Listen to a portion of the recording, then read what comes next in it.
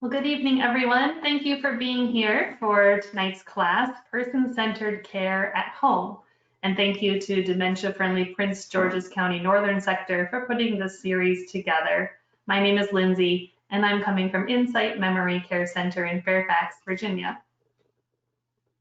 So to start, let's talk about what is person-centered care anyway. Person-centered care is a philosophy of care. It's really built around the needs of that unique individual, and it's contingent upon knowing the person through an interpersonal relationship, right? It's not just about who that person is, but that we have a relationship with each other.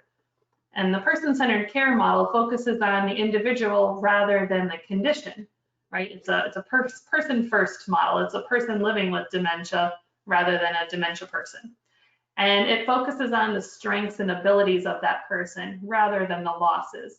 So for example, rather than thinking, well, my loved one can't dress themselves anymore, it's thinking about, well, my loved one can put their clothes on if I hand them each garment individually, right? It's focusing on the pieces that that person can do, their strengths. The person-centered approach to care originated with a psychologist named Dr. Carl Rogers. Humanistic psychologists argue that the objective reality is really less important than the person's subjective perception and understanding of the world. So, the facts of what's really happening are not as important as what my experience in the world is like, how I'm perceiving the world, which really fits with dementia care. So for a person to really grow and thrive, they need an environment that provides them with genuineness, with acceptance, and with empathy. So these are really important aspects of a person-centered approach. That we have a genuine relationship, that we're treating each other with respect, acceptance, really being open and non-judgmental, and providing that empathy, not sympathy, but empathy. I can really try to identify with how you're feeling and meet you where you are. The goal of dementia care is to maintain the personhood in the face of the failing mental powers, according to Thomas Kitwood. So Thomas Kitwood is also really, really important in this movement. And personhood is a word that's going to come up quite often. Personhood implies a status within a society that's worth a distinction from other individuals, and it really emphasizes the individuality and uniqueness of each person. And personhood can only be ensured within the context of a mutually recognizing, respecting, and trusting relationship. Again, you are important as a unique individual, and also we have a really, respecting, trusting relationship together. So why are we talking about person-centered care? There are a number of benefits if you are a caregiver to a person who's living with dementia. Some of those benefits to your loved one would include improving their quality of life, having better days, having, a more fulfilling life. It may decrease agitation. If you've noticed your loved one is becoming a bit agitated, that's one of the symptoms that they're experiencing. Person-centered care may help decrease that. It can help improve sleep patterns. When we have, fulfilling days, we might sleep better at night. It helps your loved one maintain their self-esteem, their feeling of self-worth, that they feel successful, feel good about themselves. And also, there's a benefit for you, the caregiver. It helps improve conditions for you, right? If you find your caregiving to be more meaningful, more enjoyable, you feel more connected, there's less conflict, it's a good thing for you too. So we're going to walk through some of the elements of the person-centered approach to care.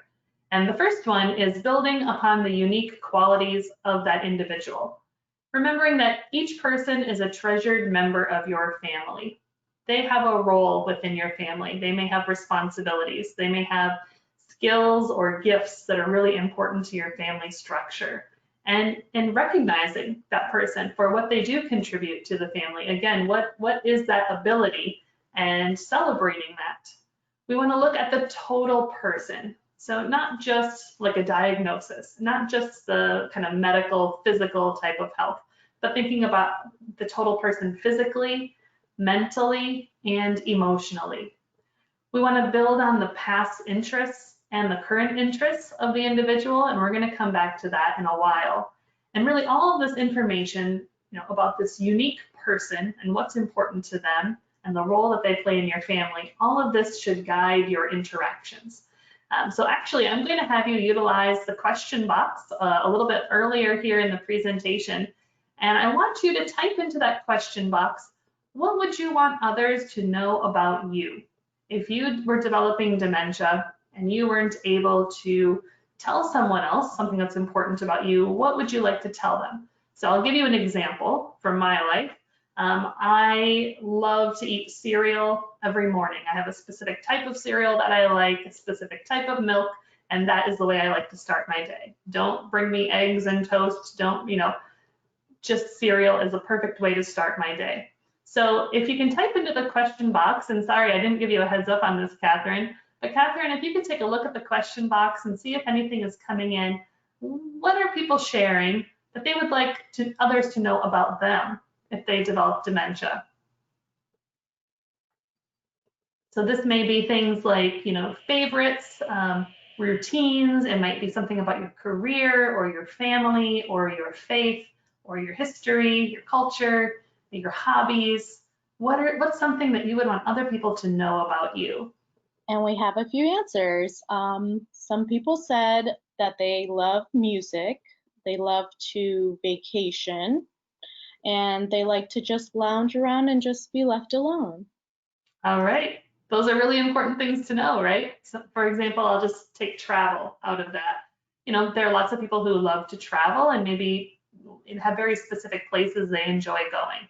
Take me to a beach, or take me to a city to explore, or take me up to, take me to the family farm, wherever that might be. But for others, travel is not something that they look forward to.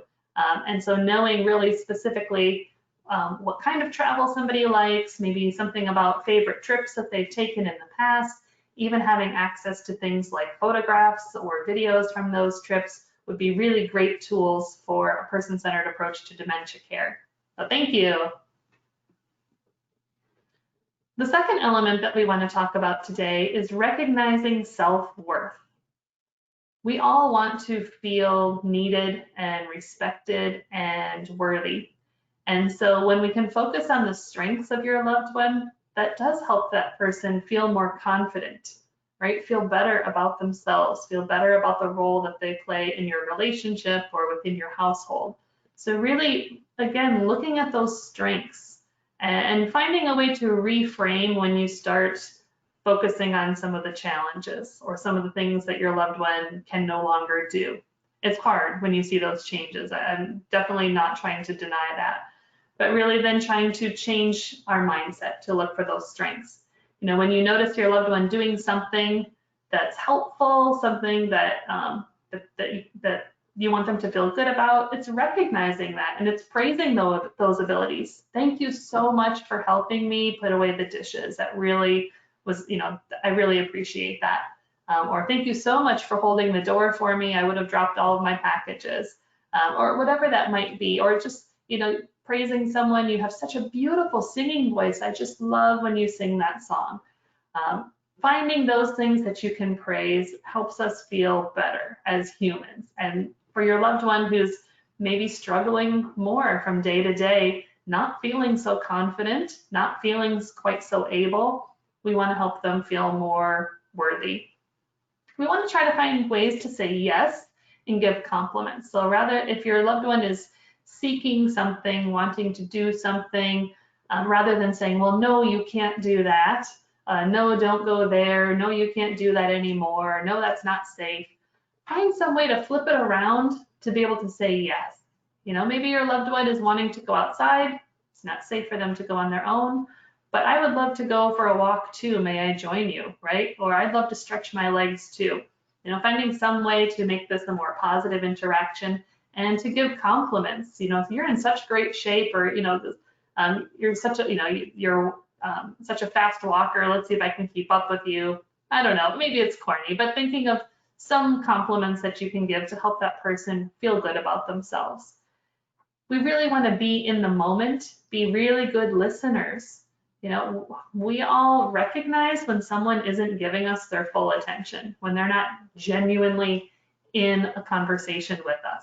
So by really being in the moment, focusing on your loved one or the task that you're doing together, being a really good listener, it's going to go a long way to showing respect to your loved ones, helping them to feel good about who they are. You know, so again, one of my kind of tools in my tool belt, especially, for example, if I'm trying to help someone, I'm interacting with someone that I don't really know very well, I'll ask them to help me. You know, can you help me with this? Could you hold the door for me? You know, could you carry this while I carry that? Finding some way to give that person a sense of responsibility, a sense of a job to do, and then I always thank them for it afterwards. Thank you so much. You know, you were really a lifesaver today. The third element we want to talk about is promoting social confidence. We want this person to feel really confident interacting with other people. So not just us, but the world around them. I know our worlds are a little bit smaller right now if you are at home, but eventually we will have more interaction with others. And this even pertains to, you know, that being socially connected, like over the phone or through video chats. So we want to be aware of the pace of the person and be patient. And to roughly translate that for you, it means slow down.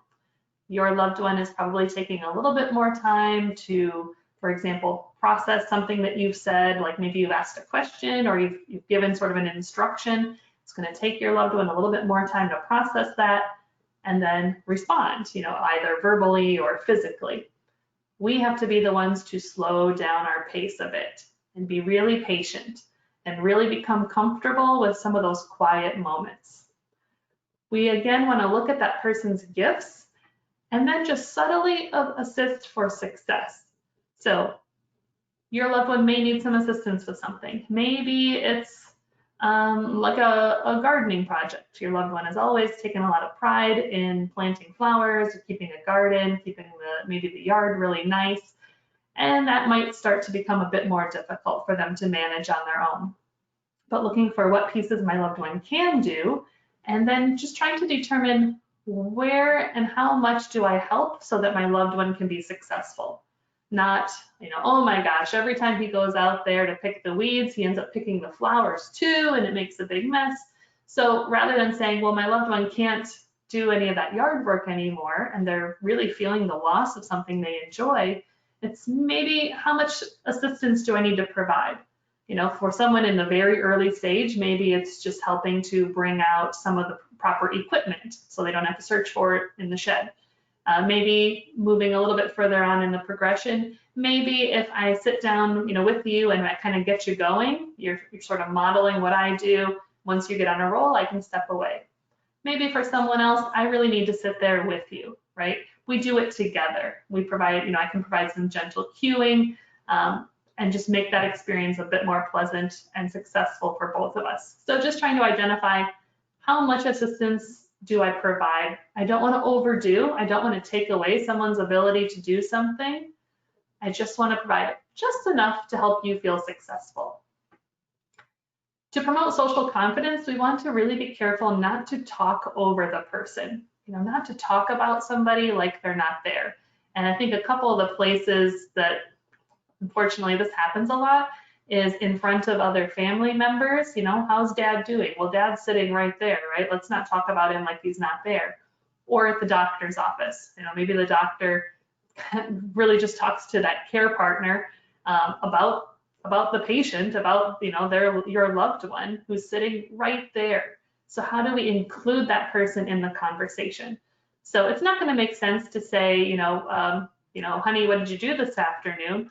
But maybe for the other person to respond, to add in, well, we went for a really great walk, didn't we today? We saw a beautiful cardinal, you know, whatever those things are, and to make it more about we, and then kind of looking to that person for them to then jump in and agree or to add to the conversation. But again, including them in that conversation. We might need to simplify some of the things that we say, some of the, we'll get back to kind of activities and engagement, but sort of the projects that we might set up, but we want to retain dignity. So we're not treating anyone like a child. And like just a minute ago when I was saying honey, that would be if I was referring to my honey, my spouse, my partner. I would not call someone honey if they weren't my honey. Honey is not like a stand-in for like, I can't be bothered to remember what your name is. It's using the proper name. Okay, off my soapbox. But back to really, simplifying maybe what you say or what you do, but retaining the dignity that's there, not treating anyone like a child. We can ask the person what they want to do. Now, that doesn't mean give a kind of a big open-ended question. Well, what do you want to do today, Mom? That might just be too much. But you might give a couple of options, right? And then Mom can choose among those options. 2 things that I know she's really going to like. Let's let her choose. So giving that person that opportunity to make a choice, to voice an opinion, to have their needs recognized or their preferences recognized, helps build that social confidence, right? You're respecting me by asking for my opinion. So we talked about involving the person in your conversations. And another way to build social confidence, especially for someone who's maybe a bit further along in the progression of this disease, would be to do things like give a handshake, right? Just putting out your hand for a handshake speaks volumes. You don't even need words for that. You know what to do when someone puts out their hand. And it's a sign of, respect. It's a sign of friendship, of connection. So by just doing these kind of little nonverbal things like putting out your hand for a handshake, or giving someone a hug, or maybe kind of a squeeze on the arm, or something that just helps them feel like, that they are meaningful, can be a good confidence boost. Another element of the person-centered approach is to support independence. Again, recognizing what abilities your loved one has, letting them do everything they can do for themselves. Again, just stepping in to provide a little bit of support, maybe cueing, maybe setup where it's needed, but supporting the independence of your loved one. I'm not saying hand them the keys and say, go ahead and drive the car if that's not safe for them. But recognizing, where your loved one can be independent, what pieces of a task they can do on their own. It might take longer. This is where we go back to slow down, right? Meet them at their pace. We have to be very patient. What can your loved one do? Let them do it, right? If they can dress themselves and maybe the shirt is put on inside out. Oh, well, let it be, right? You don't have to correct it. You don't have to fix it. Just let it be. If we're going out and we're going to wear a jacket anyway, fine. If we're staying in the house, fine. And even if we're going somewhere and we're with people who understand, no need to fix it, right? Let your loved one be as independent as they can. When dinner is over, instead of taking your loved one's plate to the kitchen for them, maybe that's part of what they do. They take the plate to the kitchen and they rinse it off. Whatever those pieces are that they can do, keep that up. Sometimes when we're being so helpful, we do take away independence. And when someone stops doing something, they get rusty at it and they may not be able to regain those abilities. We might need to encourage more independence. You may find that your loved one looks to you for a lot, looks to you for clearing the table, right? Or doing other things that maybe they really could do, but they might be afraid that they're going to do it wrong, that they're going to be criticized. They don't quite know what to do. So encouraging independence, and again, this kind of comes back to like praising abilities and making sure that you're providing whatever level of support might be needed, but encouraging your loved one to be independent, right? So even thinking about kind of maybe the latter middle part of the disease where mobility starts to become much more of an issue, just because it's faster to have mom go in a wheelchair from the living room to the bedroom doesn't mean that that's what we should be doing.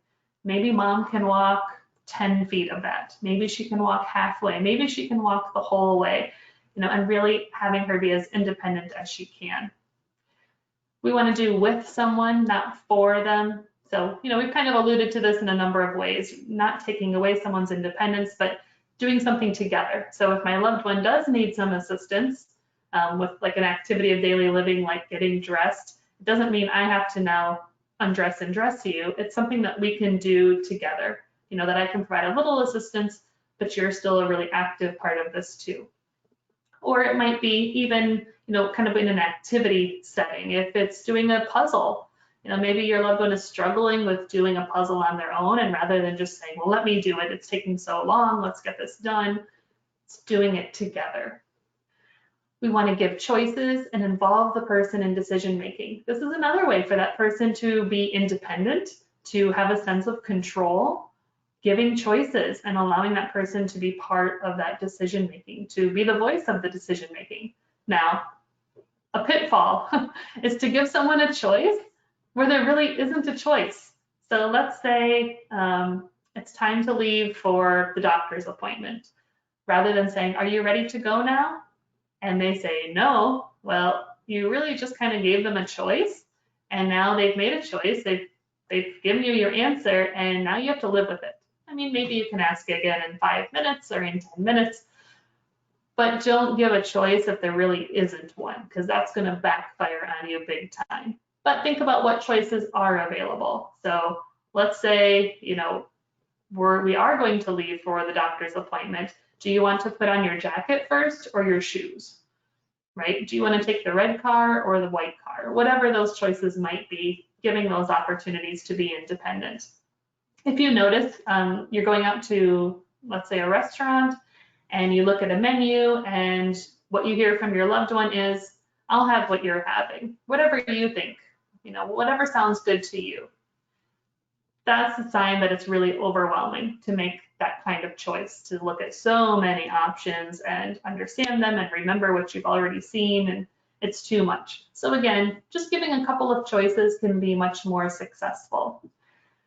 And to support independence, we have to be the ones that are flexible and go with the flow, right? We may have these ideas about what is going to happen, what should happen, what needs to happen, but what do they say about the best laid plans, right? We have to be the ones to be flexible and go with the flow.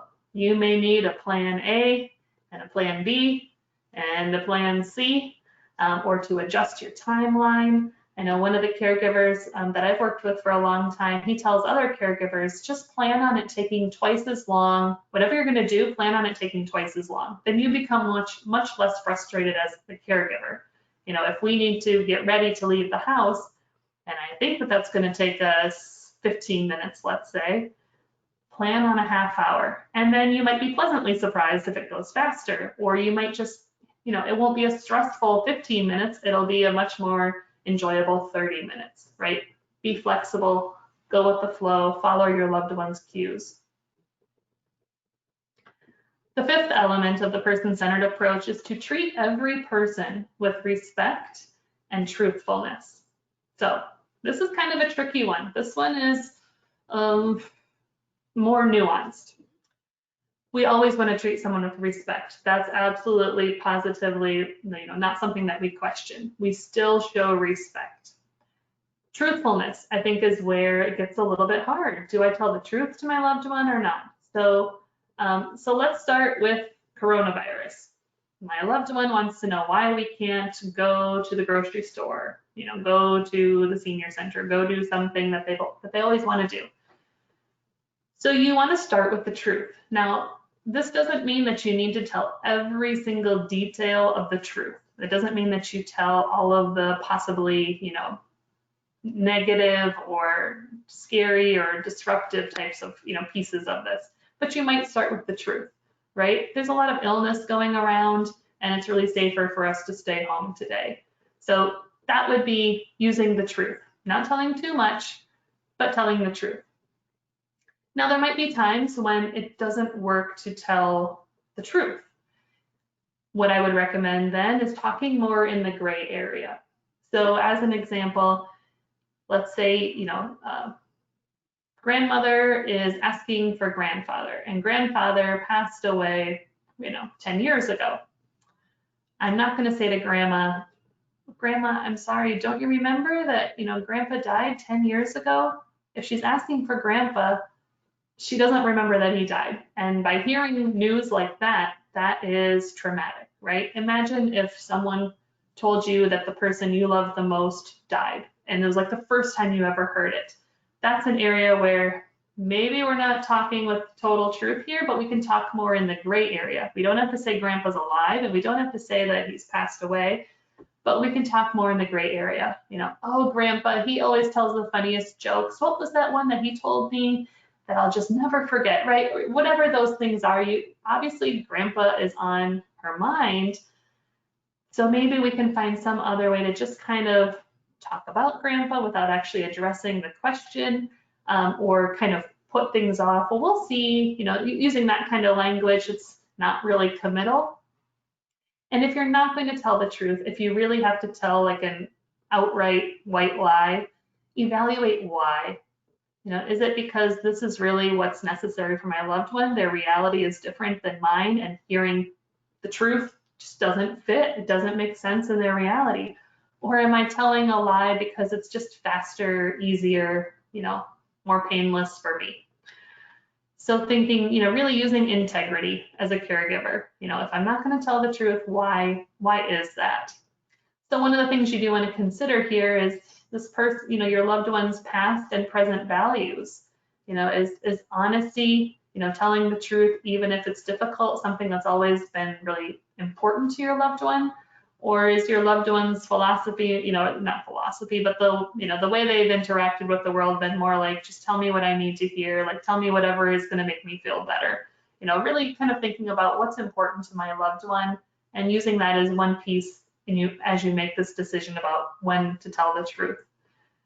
Again, that your loved one's reality may not be the same as yours. You know, if they think they need to go pick up their kids from school, obviously, and you are the kid who is now, I don't know, 50 years old, obviously their reality is not the same as yours. And so by giving an answer that is totally based in current reality, it's not going to make sense to them. But if you can understand a bit more about your loved one's reality, you know, where do they think they are? What do they think needs to happen? Who do they think they're with? You know, if we can understand more, we can address some of the needs and the questions in a way that respects where they are. We know that we join their reality. We're not trying to make them join ours. When your loved one does have a concern, you know, or is upset about something, we want to acknowledge that and validate it. So let's say your loved one is blaming you for stealing something from them or hiding it from them, and you didn't do it. You know you didn't do it, and it's hurtful to hear this from your loved one, but by arguing with them, I would never do that to you, Dad. Of course I didn't do that. It's going to escalate the situation. Rather, you know, just acknowledging, I see that you're really frustrated, Dad. I see that, you know, that you really need your wallet right now. Let me help you find it. You know, let's work together. Finding some way to validate the concerns and feelings of your loved one. And sometimes that means taking the blame. I'm so sorry, I must have misplaced it. Let me go and find it for you. You know, my fault, I'm so sorry. Just diffuse the situation, right? It doesn't matter who's right or who's wrong or what reality it is. Diffuse it, calm it down. It's important to stay as partners, right? To not have a wedge drawn between you, to really come back together as partners. Okay, and so if your loved one is in a different reality and they're, let's say, asking for someone who isn't there, who maybe passed away, or, you know, whatever the situation might be, there are times when you might use a distraction or re-engage your loved one in something else. But do it appropriately. You know, it's not something, if your loved one is really, really upset about something, don't just say, well, why don't you come and sit down and have a cookie? If I think I need to go pick up my kids from school and you offer for me to sit down and have a cookie, like, that is not important to me. I need to go pick up my kids from school, right? So you have to use distractions and re-engagement appropriately. You know, you have to sort of meet somebody where they are, and then, you know, you're sort of crafty in the way that you then implement that distraction. And the sixth element is to build and nurture relationships. Relationships are so very, very important in dementia care. You know, if I have dementia and I'm feeling more disconnected from the world, I'm feeling less confident, I'm feeling more anxious or more afraid or more worried, relationships are a really, really important way to help me feel reconnected to other people, right? And to feel important and to feel loved. So to build and nurture these relationships, we have to be truly present and genuine, not just kind of, saying something because it's the right thing to say. We have to be genuine, right? Our emotions have to match, our body language has to match. We want it to be really meaningful for both of us. We want to work really hard at fostering a positive rapport. So let's use an example. Let's say you have paid caregivers who come into your home. And of course, they don't know your loved one like you do, right? And for your loved one, if they have memory loss, maybe this caregiver has already been here a few times, but every time they're new to me. What that caregiver can do and what you can help them with is to really foster that positive rapport, to really just keep things positive, keep the familiarity going, the friendliness going, to have maybe that caregiver, if they know what's important to your loved one, they can find new ways to connect with them. They can share compliments, making your loved one feel really good, giving them options, giving them choices, really learning from our elders, right? Even with dementia, people have a lifetime of experience, and especially those things from the early part of their lives can be really helpful even for, let's say, like a younger paid caregiver. So really fostering that positive rapport. Every time, this caregiver might come in and meet your loved one, that's an opportunity to make that first impression. So it's really just kind of building on that every single time we're together.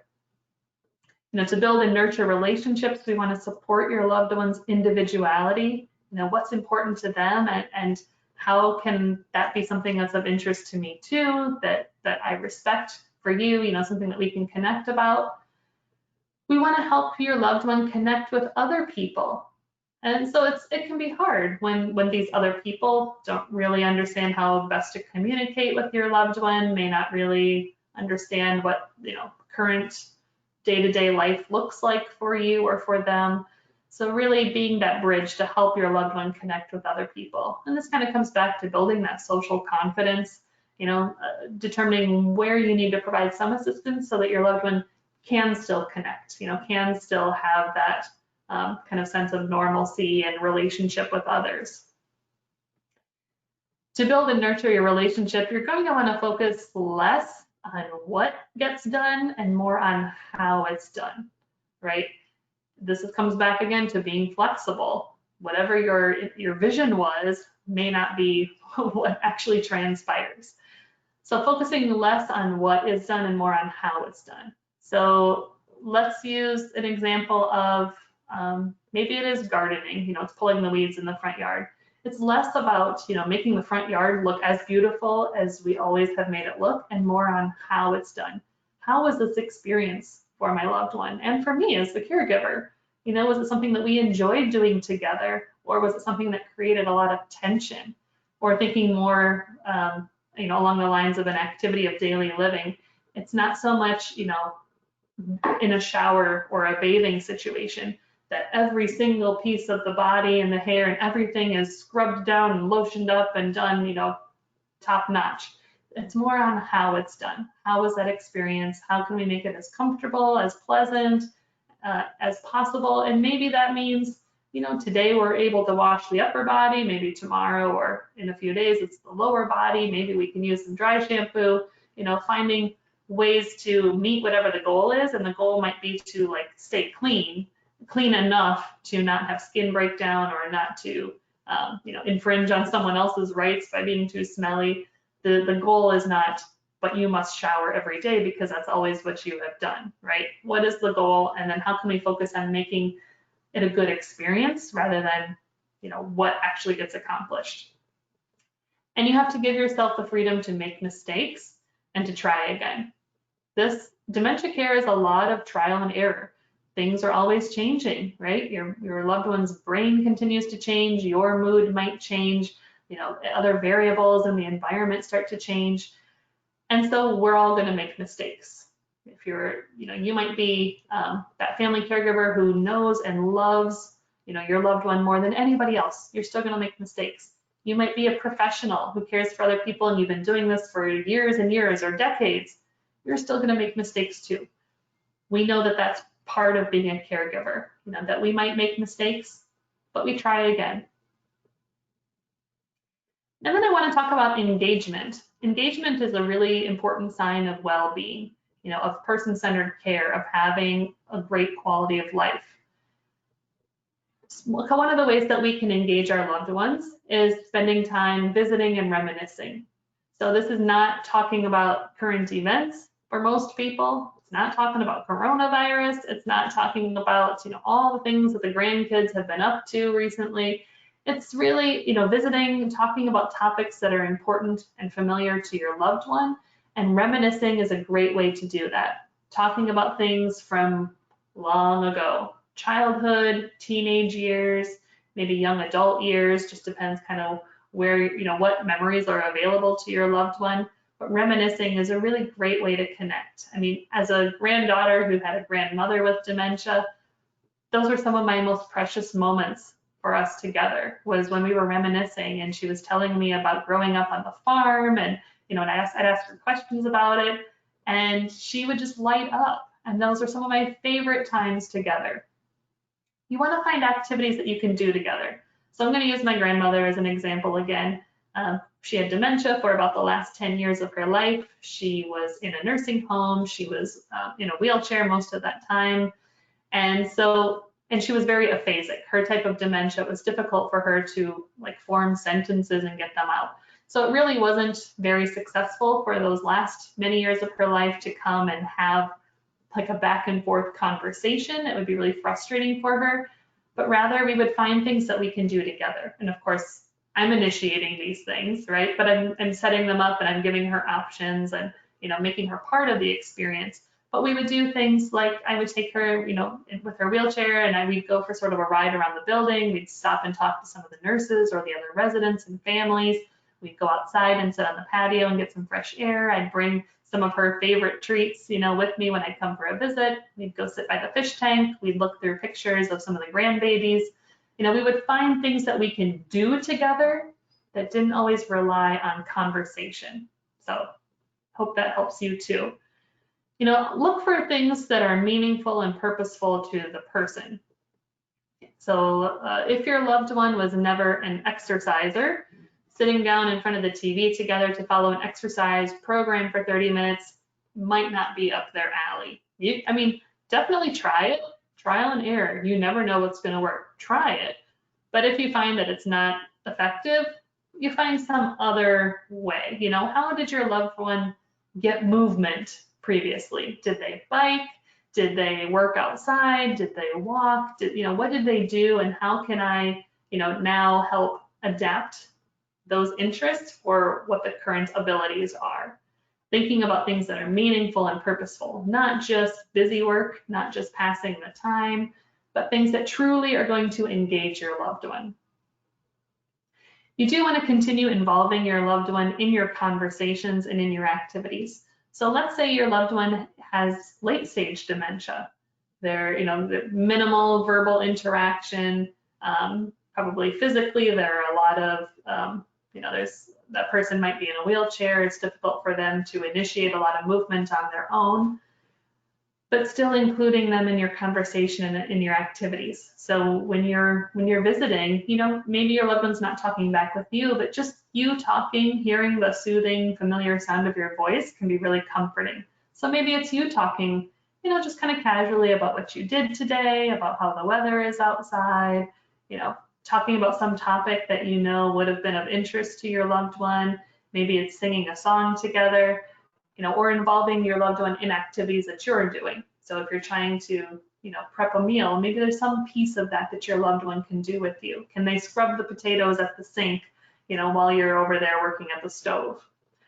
And think of new ways to connect and engage with that less active or less verbal person. So again, thinking about someone who's a bit further along in this journey, how can we connect? And maybe that's sitting together and holding hands, or giving a hug, or I do my grandmother's hair. I was no good at it, but she seemed to enjoy it. It was something we could do together. Maybe it's listening to some favorite music together, or me just humming or singing to you, or reading a story aloud, or a poem, or saying a prayer together. Maybe it's giving a lotion massage, maybe it's bringing one of your favorite snacks that, that maybe it's having that bowl of ice cream. Who cares if it's breakfast time, right? Finding new ways to engage with someone, even if they're a bit more passive.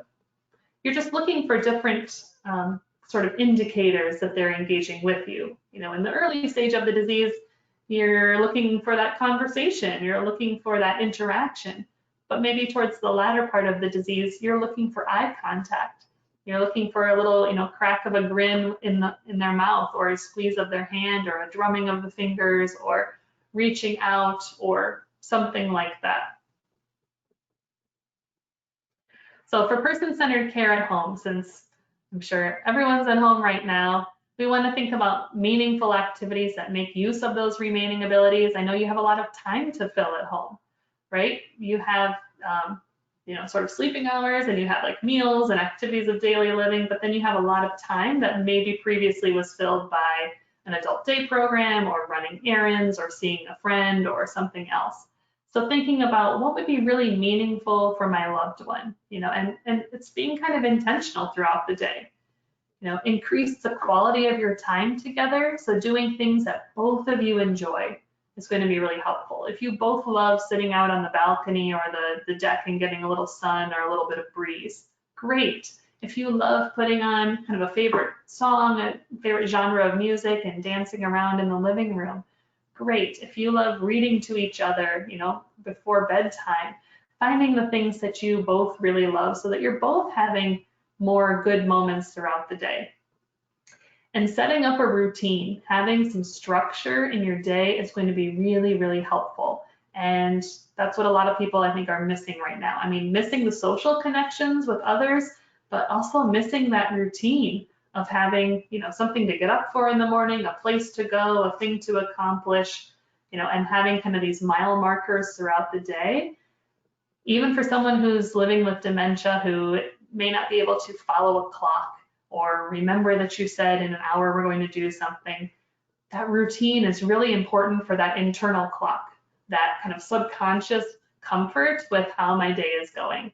That when we're transitioning from one thing to another, that there's probably going to be a lot less anxiety about that, a lot less frustration when it's a routine. So thinking about setting up a routine at home, getting up around the same time every day, doing things in a similar order in that morning routine.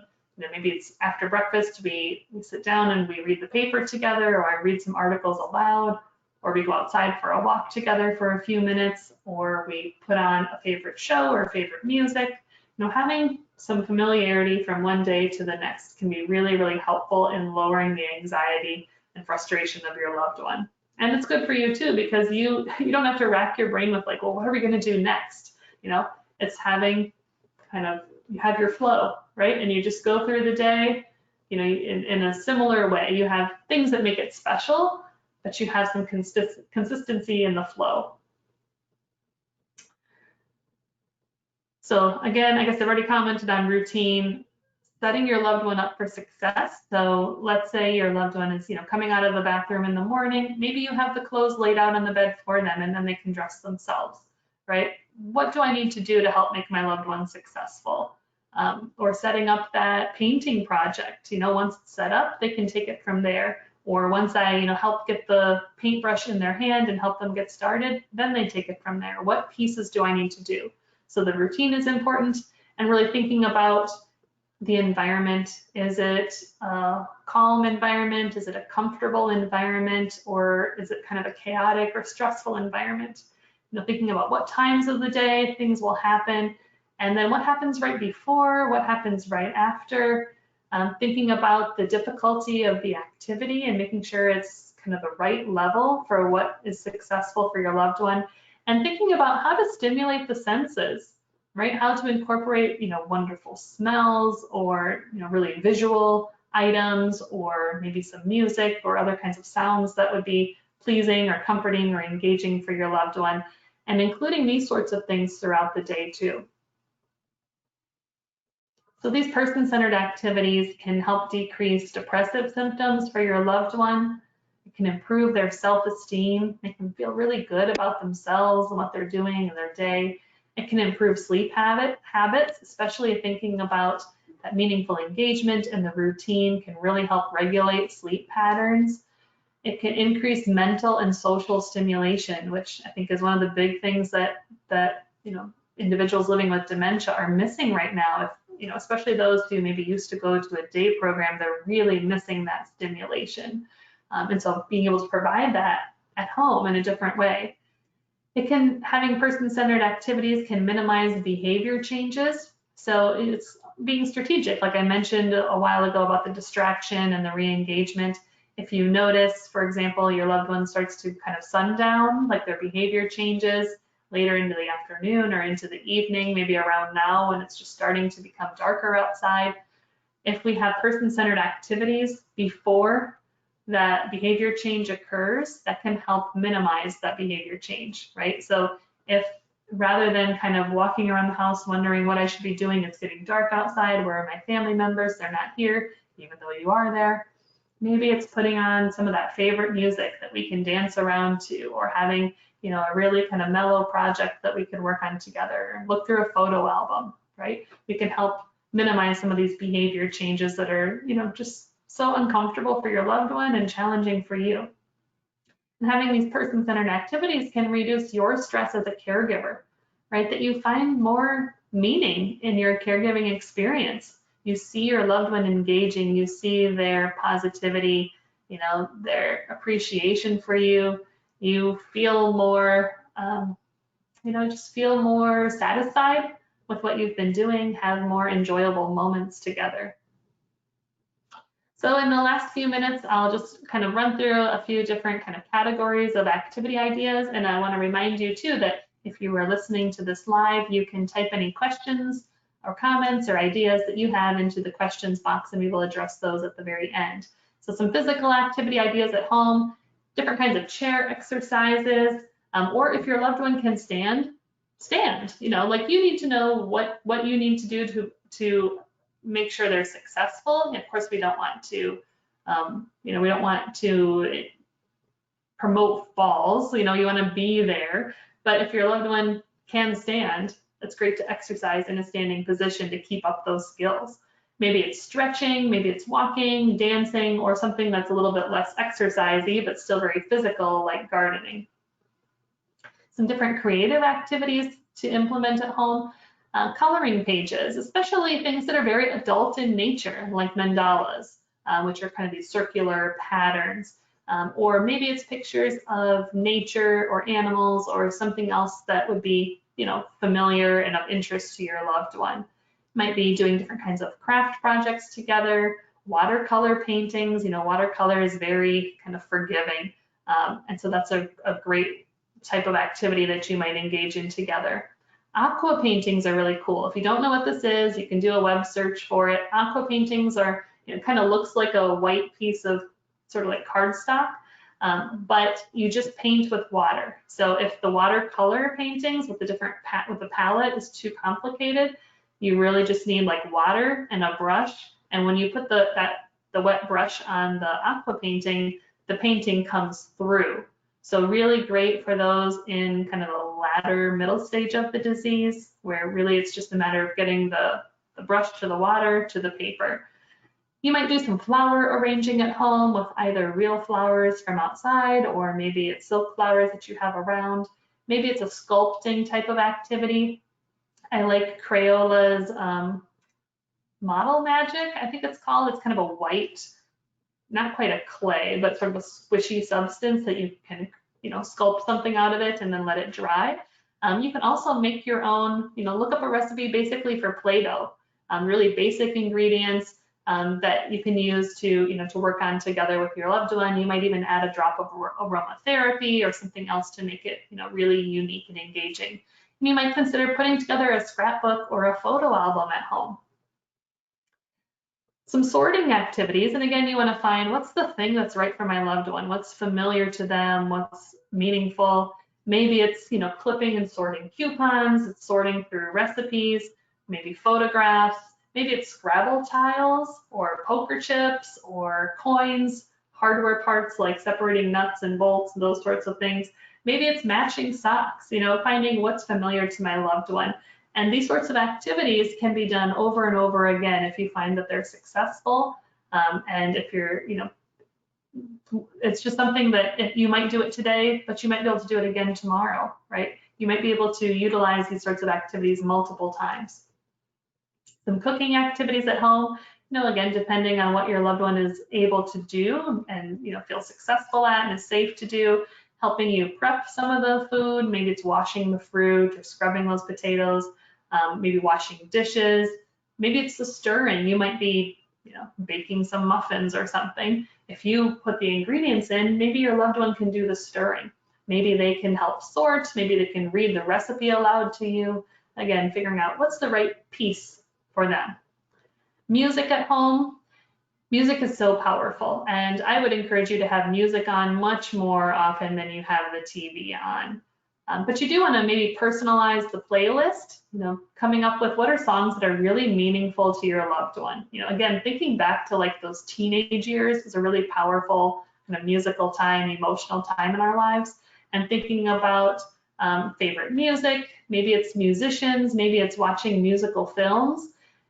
Using music in your routine to mark transitions. So maybe you always play a song as sort of a wake-up call rather than coming in and throwing the covers back or setting an alarm clock, or setting a certain song to play right before a meal time.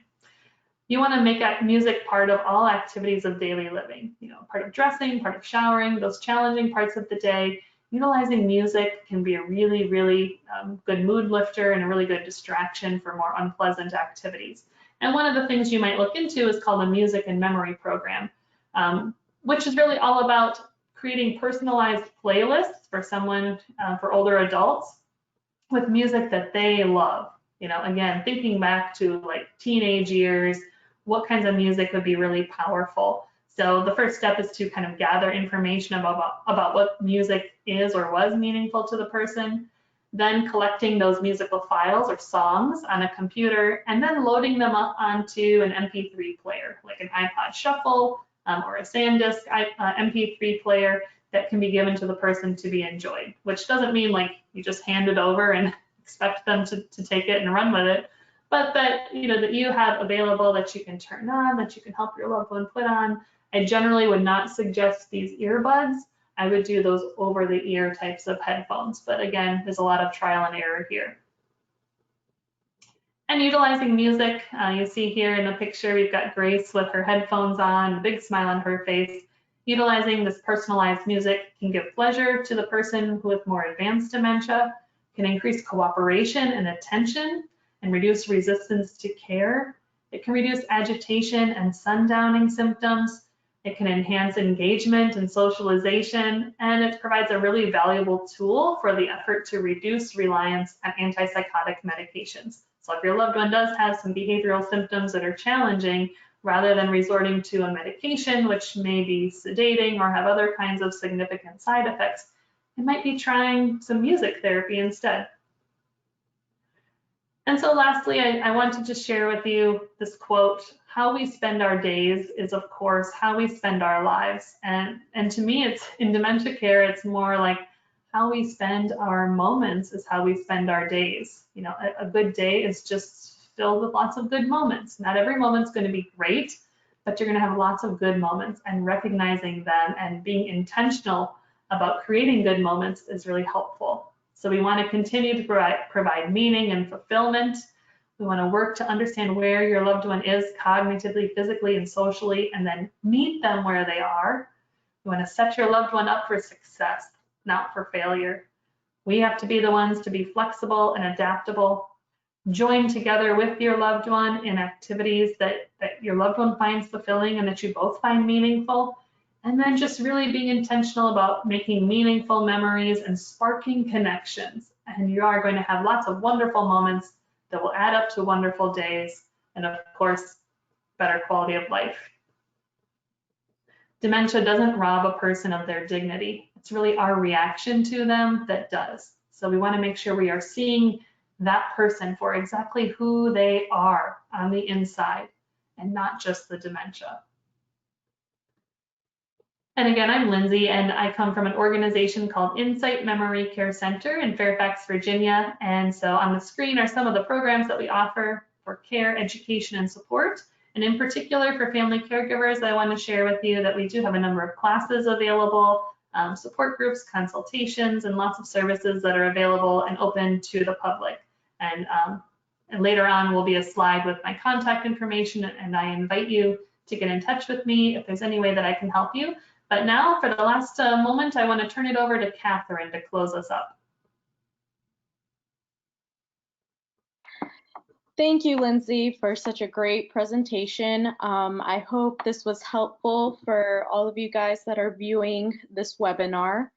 Again, thank you for attending this webinar as well as our other webinars that we've had for the month.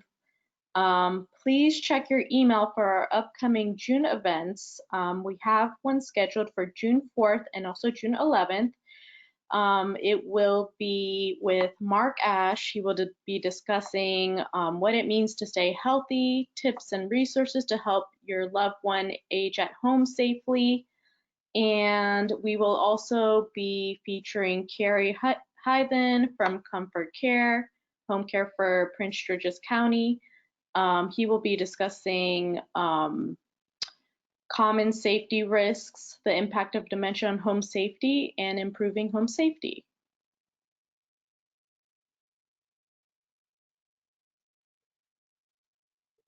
And on this slide, we have some resources available for all of you. The Prince George's County, Maryland Area Agency on Aging phone number is at the top. And there are a number of other resources available through NIH and CDC and others. And again, this is Lindsay from Insight Memory Care Center with my contact information. And I really appreciate all of you taking the time to learn today. And I hope that this has been helpful for everyone. So thank you.